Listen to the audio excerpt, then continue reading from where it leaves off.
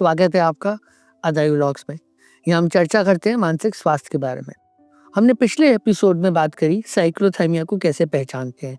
उन सिम्टम्स की अगर जानकारी चाहते हैं then you can click on the link below. Cyclothymia हमारी रोजमर्रा की जिंदगी पर असर करती है। ज्यादातर साइक्लोथाइमिया एडोलेसेंस यंग एडल्टहुड में शुरू हो जाता है। अपने डायग्नोसिस में ही जब हम बात करते हैं कि कैसे पता लगाते हैं साइक्लोथाइमिया के बारे में, तो हम 2 ईयर पीरियड की बात करते हैं। 2 इयर्स पीरियड यानी कि कॉन्टिन्यूअस सिम्टम्स की प्रेजेंस। सो आप खुद सोचिए कि वो हमारी क्वालिटी ऑफ लाइफ पे लगातार कितना असर करेगी। एक इलनेस आती है, 2 हफ्ते, 3 हफ्ते, 4 हफ्ते आती है, हम दवा लेते हैं, बेहतर हो जाते हैं। यहाँ पे समझ आने के लिए कि शायद एक प्रॉब्लम है, इतना लंबा समय निकल जाता है। जब हम कॉजेस की बात करते हैं तो बायोसाइकोसोशल मॉडल है, वही यहाँ पे अप्लाई करता है। बायोलॉजिकल पाथवे वेरी सिमिलर जो बाकी मूड डिसऑर्डर्स में होते हैं। थोड़ा जेनेटिक प्ले है, थोड़ा सा बायोलॉजिकल फैक्टर जिसमें न्यूरोट्रांसमीटर्स का रोल है, जो हमारा एमिगडाला और कुछ न्यूरोनल पाथवेज का रोल है। ये भी रोल है कि अर्ली चाइल्डहुड में ट्रॉमा या कुछ अदर कोमॉर्बिडिटीज, ये सारे फैक्टर्स इसमें इम्पैक्ट करते हैं। हम फोकस आज इस बात पे करेंगे कि साइक्लोथाइमिया बाइपोलर डिसऑर्डर में क्या बन सकता है, और अगर बन सकता है तो क्या हम उसको प्रिवेंट कर सकते हैं, given the fact that cyclothymia को हम mild form of bipolar disorder भी कहते हैं। तो वो बाइपोलर डिसऑर्डर ना बन जाए, इसके बारे में हम इस चर्चा को आगे लेके जाते हैं। सचिन, किसी को साइक्लोथाइमिया के सिम्टम्स शुरू हुए, हम डायग्नोसिस ही 2 साल पे कर रहे हैं। सो विच मीन्स आपके पास आने के लिए 2 साल एक तरह से आप बोल रहे हैं वेट करिए। और फिर हम ये भी बात करते हैं कि how do we prevent it from becoming a bipolar. तो इसमें just try to help us understand both in terms of prevention and early intervention. I think यहाँ पर सबसे इम्पॉर्टेंट चीज़ ये आती है कि साइक्लोथाइमिया जो इंडिविजुअल्स में होता है, उनके फैमिली मेम्बर्स में बाइपोलर डिसऑर्डर की हिस्ट्री बहुत स्ट्रांग होती है।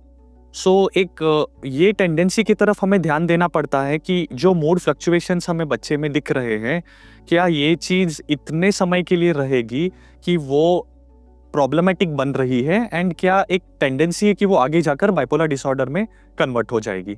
सो खासकर इस वजह से इसके ट्रीटमेंट पर फोकस करना पड़ता है, क्योंकि similarly with other bipolar disorders इसके अगर हम जानकारी पहले कर ले और इसका इलाज शुरू करें तो डेफिनेटली इसे हम आगे जाकर वर्सन होने से प्रिवेंट कर सकते हैं। बट शमी, जैसा मैंने बोला कि हम ये कह रहे हैं कि इलनेस को हम डिफाइन करते हैं 2 इयर्स पीरियड के बाद।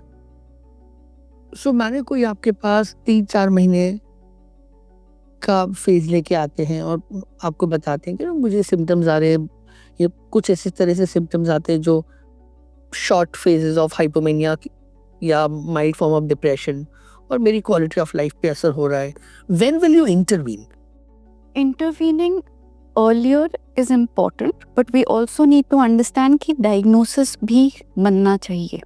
सो अगर 4-5 महीने के सिम्टम लेके कोई आए एक ऐसी बीमारी में जिसमें आप कह रहे हैं कि 2 साल होने पे ही उसका आप डायग्नोसिस करेंगे, और इन 4-5 महीने में और कोई डायग्नोसिस आपका फिट नहीं हो रहा है, क्योंकि अगर ये बाइपोलर डिसऑर्डर होता तो आप साइक्लोथाइमिया वैसे ही ना कहते, तो कोई और हो नहीं सकता है। सो यहाँ पे आप इंटरवेंशन करेंगे, नहीं करेंगे, साइको एजुकेशन करेंगे, what will you do? Intervention in terms of explaining, जैसे आपने कहा कि psycho education, to help the family, to help the individual understand कि ये चीज़ आगे जाके बाइपोलर 1 बाइपोलर 2 में चेंज हो सकती है, और उसके क्या वार्निंग साइंस हो सकते हैं, जैसे कि नींद कम आ रही है, बहुत ज़्यादा चेंज है बिहेवियर में, डिपेंडिंग ऑन कि मेनिया में क्या होता है, डिप्रेशन में क्या होता है, जो हमने डिस्कस किया है।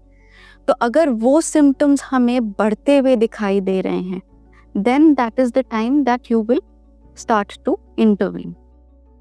सो when we talk in terms of intervention, आप दवा इसमें दोगे, और अगर दोगे तो कब दोगे? So I think the best way to look at it is that जब हम ऐसे मूड रिलेटेड फ्लक्चुएशन से एक बच्चा लेकर आ रहा है, उसे हम साइक्लोथाइमिया करके लेबल करेंगे, उस चीज़ का एक लॉन्ग टर्म इम्प्लीकेशन होना है कि ये एक मूड डिसऑर्डर के कैटेगरी में जा रहा है, बाइपोलर के डायरेक्शन में, जो आगे जाकर बाइपोलर डिसऑर्डर बन सकता है। सो हम इंटरवेंशन के तौर पर 2 साल तक रुकने नहीं वाले हैं।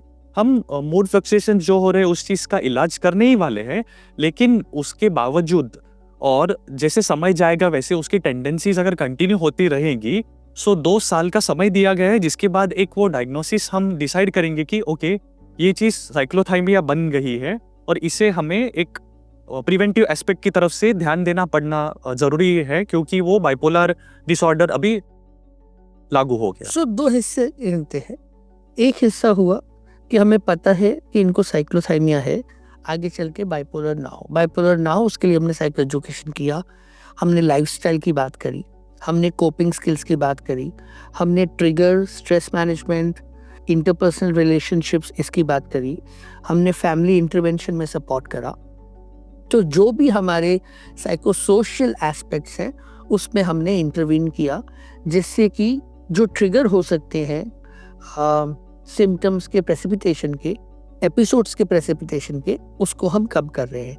ये एक हिस्सा हुआ। दूसरा हिस्सा हुआ कि अगर माने कि बाइपोलर सिम्टम्स आ गए हैं तो हम ऑब्वियसली बाइपोलर का इलाज कर रहे हैं। मेरा क्वेश्चन आपसे ये है कि लेट्स से आपके पास कोई 3 to 4 मंथ सिम्टम्स लेके आए हैं जो साइक्लोथाइमिया लाइक पिक्चर है, लेकिन साइक्लोथाइमिया का डायग्नोसिस बनाने में आपको 2 साल लगेंगे, और आपको ये भी पता है कि क्योंकि हम साइक्लोथाइमिया की बात कर रहे हैं तो हो सकता है बाइपोलर आए। तो क्या आप इन 3 से 4 महीने के सिम्टम्स में फार्माकोलॉजिकल इंटरवेंशन दवाइयाँ देंगे? बिल्कुल। और अगर आप दवा देंगे तो किस तरह की दवा देंगे?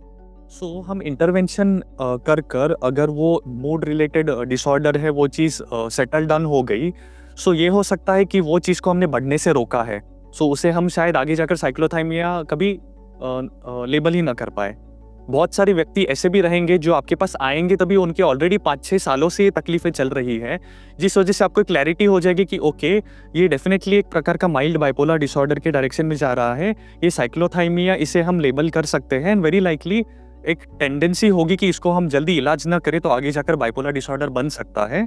The best approach would be कि आपके सामने जब एक व्यक्ति आता है उसमें क्या दिक्कतें हैं, कितनी मात्रा में है, क्या यहाँ पर दवाइयों की ज़रूरत है या दवाइयों के बिना आप लाइफस्टाइल मॉडिफिकेशन से उसको मैनेज कर सकते हैं। So focus will always be on improving the quality of life, but the diagnosis will change over time on the basis of when the person comes to you, कितनी लंबी बीमारी है, इलाज करने के बावजूद आगे कैसे प्रोग्रेस होती है। और जब हम लाइफस्टाइल करेक्शन की बात कर रहे हैं, सो साइक्लोथाइमिया में क्या लाइफस्टाइल करेक्शंस होंगे, और अगर मेडिकेशन यूज होगी सो वो किस किस प्रकार की मेडिसिन आप कब यूज करोगे?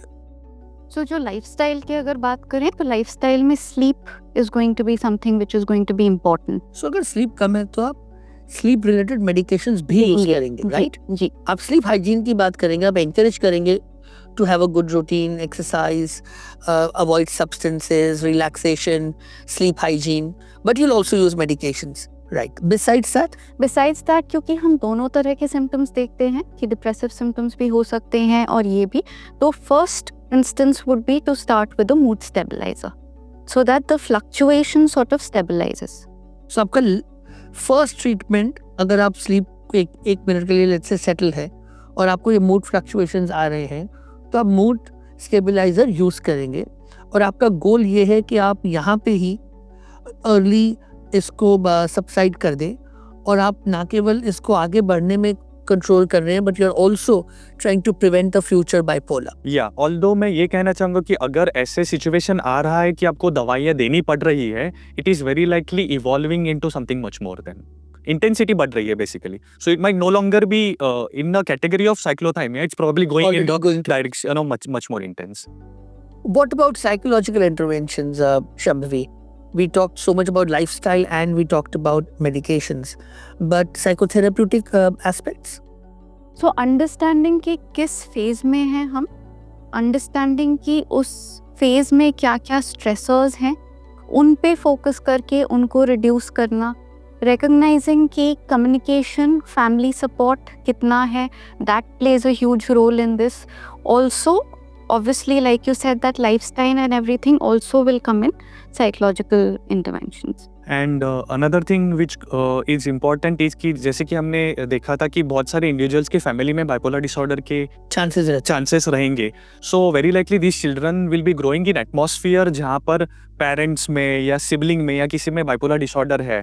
सो उस चीज़ की वजह से उनको वो चीज़ों को कोप करने में हेल्प करना, उस चीज़ रिलेटेड उनमें लाइफ में जो स्ट्रेस होगा उनको कैसे वो मैनेज करने में कैसे हेल्प करना है. So that will also become important part. Education अपने आप में एक इंटरवेंशन है.